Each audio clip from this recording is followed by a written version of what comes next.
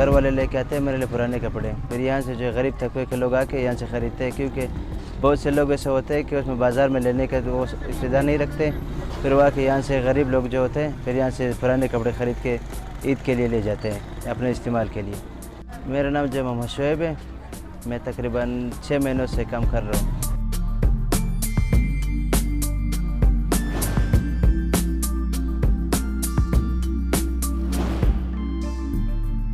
आम बाज़ार में तकरीबन जो है ये मर्दाना सूट जो है तकरीबन ये जब बनाते हैं 600-800 रुपये इसका सिलाई है, फिर 1200-1500 रुपये का सूट है, तकरीबन 2200-2000 का पड़ जाता है। यहाँ पे जो 250-300 का अच्छा से अच्छा सूट जो है 250-300 के मिल जाते हैं। ख़वातीन के, बच्चों के, मर्द के हर तरह के कपड़े हम लोग के साथ मिलते हैं, जूतों तक मिलते हैं हम लोग के साथ।